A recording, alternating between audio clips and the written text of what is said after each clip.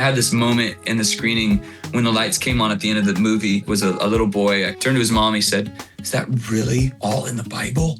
It was like this physical representation of like all the dreams I had for this movie on a kingdom spiritual level. All right, a man that needs no introduction today. I'm sure if you clicked on this video, you're excited to see Phil Wickham discuss today the new David movie, which I'm excited about. I just got a screener. I can't wait. We're going to sit down and watch it all this weekend. But mainly, we're excited to talk about today is actually the release day also of the soundtrack that has come out. Of course, the movie comes out December 19th in theaters everywhere. The soundtrack, like I said, is available now. Tickets are on sale now. But Phil, I've been hearing about this movie for years. And then I feel like just in the last few months, boom, it's here. It's coming out this Christmas. And you are David. And I wanted to just hear your story of how you got involved and what it's been like, the journey you've had to becoming David. Yeah, well, it's an honor to be on. Thanks for having me. Goodness gracious. Yeah, I feel the same way. I've been hearing about this movie for years. And then just a month ago, I found out, whoa, it's coming out this Christmas. This is amazing. Let's go for it.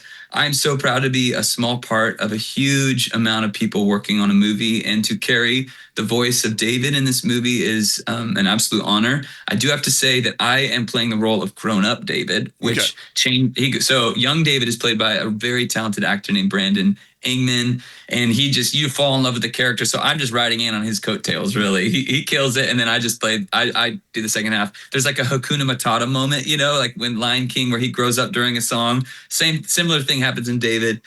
But goodness gracious, I heard about this film years ago that it was in production. I remember just thinking as a dad, I'm like, I can't wait for that to come out. And I saw little bits and pieces of how it's going to look. And I remember thinking, good, I'm so glad there's going to finally be like a full length, like Pixar, DreamWorks quality movie out. Like that sounds so fun. That carries a story of God. It almost reminds me of when Prince of Egypt came out back, when I was younger. And so I got a call though, about 18 months ago from a friend who was connected to this movie through a friend and a friend. So it was like one of those, I know a guy who knows a guy thing. And he had heard that they were looking still for the voice of grown-up David. And he said in this meeting when he was talking to these guys, he said, "Hey, have you thought of Phil Wickham?" And he's like, "Man, I don't know why I said that. I don't know why you came to mind, but you came to mind." And they all looked at me and they said, "It's crazy. Earlier today, we were just talking about him." And so I'm calling you, Phil. Here's the number for the guy I know. If you're interested at all, here you go. And honestly, when I heard about it, I thought, one, I have no idea if I have what it takes to do this. But also I'm not offendable. So if I do it for a minute, they're like, "Gosh, dude, you are not the guy," I'd be fine with that. But also the young 8-year-old kid that bought the Lion King soundtrack from Disneyland and listened to the whole thing and sang along, like lit up at the fact to be able to do this. So I called them, left a voice memo just pretty much saying, "Hey, my middle name is not adult David. My middle name is David."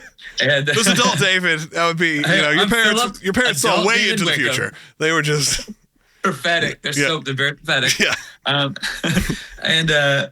And so anyways, my middle name's David. I plagiarized his songs my whole life, like writing songs. I love this guy. He's sort of Jesus. He's my favorite Bible character. I would love an opportunity. And so he got back. He's like, "What are you doing later?" So we get on the Zoom call. He leads me through a scene, through the script. This is what it takes. And he breaks it down. Like, this is what David's like Aladdin meets Gladiator. He's like he's an army man, but he also loves his sheep.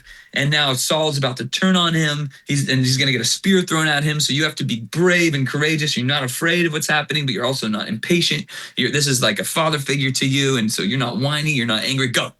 And I'm just like, I don't think I have what it takes. This is wild. And so I tried, and he stopped me immediately. He's like, "Too whiny." I'm like, "Okay."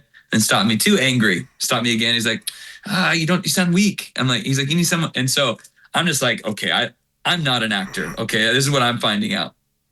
And then he's like, "Phil, okay, pretend this is your dad. And your dad, you've loved him your whole life. You've trusted him, and now he's turned on you. And you don't have anything to fear because you could kind of take your dad now, but you're never going to take him. Like, you respect him, and you just want him to see reality. Go." And I did it, and he let me get through the whole scene. He's like, "Dude, I felt like you tapped into David." I was like, "Really?" He's like, "Do it again, do it again." And then I just realized that's how I just needed a good scenario to put my heart, my mind, and I could actually get it done. So he did "Don't call us, we'll call you." Then I had a call back to a full real studio in Los Angeles everybody was zoomed in from all over the world watching me go through the whole script. And I was like super nervous. And I just like, I kept giving caveats like, you guys tell me if I'm cool, if it doesn't work, you know. But by the end, I felt pretty confident. And they were just all looking at each other like, I think we had something special today. Don't call us, we'll call you. And then about 2 weeks later, I got a call saying, hey, you got the part. Like everybody really, really loves what you brought, not just in the acting, but in the spirit. And we're good to go. And so ever since then, we've been working on it. Yeah. Did you have a background in theater or acting or anything before? Obviously, we know you've been a performer for years. You've been out there, being a worship leader and an artist for decades at this point. But was there any background in theater or in acting for you? Or is this just really the calls came together? Other than like some elementary school plays, no. I played Tweedledum in Alice in Wonderland. That's something. That's something. There you go. So when it has your credits, that's what it'll say. I'll be like 4th grade, Alice in Wonderland. Right. Yeah. So definitely not like huge acting experience at all. The experience of bringing an idea across in front of a microphone, maybe that was slightly helpful, but I think that was very, honestly, once I got the hang of the voice acting and I figured out how to get like where David's voice kind of sat in my throat and my heart, because it's more on the edge of your seat kind of. It's more like we're ready for battle kind of thing, I like that. And so once I found where David was, then I was kind of flowing, and so then we were done with all the acting sessions, and then I just had to sing all the songs, and so I'm thinking, well, I can do this. Like this is what they really wanted me to come for, Yeah. And it actually ended up being the hardest part because I started singing. They're like, "Man, you sound like Phil Wickham's trying to put out an album." I was about to ask, how do you reach that? How do you find that another voice to be David? Because we're so used to hearing you, and now you're having to approach and be, like you said, your second favorite Bible character. I'd probably put on pretty much everyone's top 5 as David's in there. So you're having to reach something very different. Yeah, it's like it's the same. Obviously, it's the same voice, but it's like you have to sing from a different spirit of like. Actually, what I ended up finding out is that singing for this movie, I don't know if this is how all animated musicals are, but it was more acting than singing, which actually was the biggest kind of setting the ego aside for me of everything, because I'm like, well, people are going to hear me sing this. Like, I could sing this better than this. But you want me to like kind of, they literally are asking, no, that line needs a break. Like, you need to be like, I didn't ask for that. Like, I want you to break like you're crying. And not even sing that line. And I'm just like going, okay, like, here we go. Yeah. So, but now that I see the end result and you connect what was sung to what's visual, it's like, I'm so glad that they knew what they were talking about and I trusted them. One of the things I really like, and I always like with Angel's PR team and everyone runs it, there's always some creativity. They're always coming up with something different. And today's press release I got was, hey, the soundtrack is out. And what we're going to do is encourage you and for your families to listen to this soundtrack and get it in your head even before you go in the theater. They're like, we don't care about spoilers, whatever. We want you to go in ready for this and for your kids to fully take in these songs. And some of those I know came from you. There's Psalm 8 and some of these that have been more Phil Wickham songs that are in this. So I just wanted to hear about that too, sort of the creating this soundtrack. I know it's a bit different singing musical numbers, but you're also able to bring in some songs that people will connect with more how they connect with your music. Yeah. So the soundtrack, all the songs in the movie were written before I was even involved. That's what I figured. So as far as they were because the animation takes so long, they were animating to these songs long before I was chosen for David. Which honestly, I mean, maybe now that I've done it, I would like, it would be fun to try my hand at writing for a musical, but I'm glad I didn't know beforehand, because I think I would have just been a speed bump, because these songs they aren't meant to be songs played on radio as much as they're meant to carry the story forward, which is a different type of songwriting, and so to get into these songs and understand how to sing them, I'm so glad I had the coaching. But yeah, there's a song that was written called Psalm 8 that honestly, just between you and me and everybody listening, wasn't even a part for the movie. I was just inspired by Psalm 8, and I wrote it. I thought, man, this is cool. And then literally the day after I finished the demo for Psalm 8, I saw on Instagram, I wasn't even told, I saw on Instagram the movie's coming out December 19th. I thought it was coming out like next Easter or something. Yeah. And so I thought, well, that's cool. And also, I wonder if Psalm 8 is supposed to be a part of this thing. So I sent that demo to the people doing the movie. and they all loved it. They thought, man, they're like, man, we don't have a credit song yet, and this would be perfect, you know. So we made a David movie version for the credits, and I'm also releasing like an EP with my version of that song and some story behind how I got to be involved with this film, coming out in a few weeks. But yeah, like the soundtrack, me and my kids have been listening to the soundtrack the last. Well, my kids have wanted to. I wouldn't just. Well, maybe I would put it on, but I don't love listening to myself sing all the time. But my kids love the soundtrack, and I think it's a good sign because they're my biggest fans and also my biggest critic. Like if they like something I do, they want to listen to it. If they don't love something I do, they never want to hear it, you know?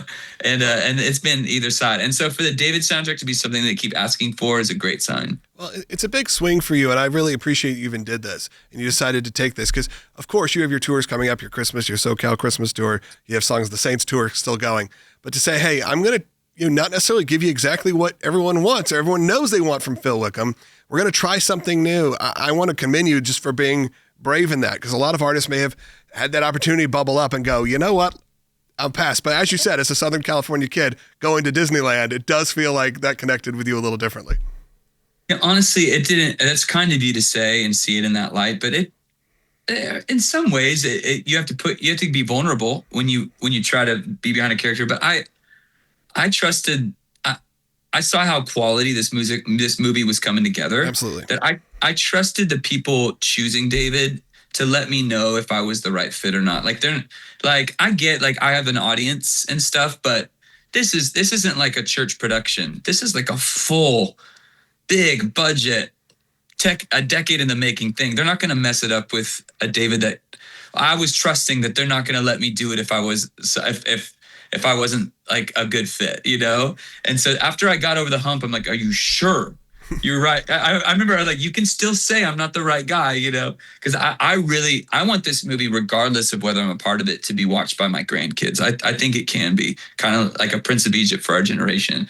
And so I just didn't want to be the weakest link in the chain if I'm being honest. And so to have stepped up and I got a watch under my belt, I was clenching before my voice started. And you're like, oh, like, how's it going to sound? And as the movie went on, I forgot it was me. I just was in the story and in the movie. And I think if that's the case with me, then that gave me a lot of excitement and peace leading forward. But honestly, it's a dream come true. So I'm thankful to do it. But again, I just wanted to let our audience know, David, this Christmas, I mean, it's going to be a fun Christmas thing. It'll be a fun Christmas tradition. Take your family out. Go see this movie. We know it's going to be done right. And I think that's, if you've seen the trailers, if you've seen anything, any of the imagery, as Phil said, it looks beautiful. They wouldn't be just slapping your voice on there just for press. As you said, it's going to be great. The music is out. Tickets are on sale. Have I missed anything, Phil, that we need to hit here? I feel very good about talking about this movie. I think we killed it. We did. Movie. I'll say one more thing about the movie. It is beautiful. I think the people that did the music killed it. I'm honored to be a part of it. What really stood out to me and it made me emotional just by the end of it was you really get a sense by the end of it how much the people who wrote this movie, the people who were the wind in the sails, really truly loved the source material. Like people wanted to tell the story. It's called David and it's David's story, but it really is God's story, through just people that said yes to him, even in their fears, even in their doubts, even in their humanity. And I had this moment in the screening when the lights came on at the end of the movie, right in front of me. I hadn't noticed him the whole time, but was a little boy. I couldn't see his head. It was below the seat in front of me, you know, but he turned, and in the gap between the seats, I saw him. He turned to his mom. He said, "Is that really all in the Bible?" You know, with his wide eyes. And that moment was like, it was like this physical representation of like all the dreams I had for this movie on a kingdom spiritual level of like awakening young hearts to the Bible in general, to the story of David, to the fact that God can be our best friend and on our side. And so thinking about kids listening to the soundtrack on the way home from the theater and dancing around their living rooms and they have it on the screen, all those things were like those are like, if I could be a part of those moments in some small way, what a crazy honor. And so I'm so excited to be part of this movie. It's going to be out this Christmas. And then also Gotta Say It, Song of the Saints tour. I'm doing a tour next year, March through April, in 24 cities. If I'm coming anywhere near you guys, I'd love to sing with you if you want to grab some tickets right now at my website. But yeah, tickets for David on sale now, angel.com/David.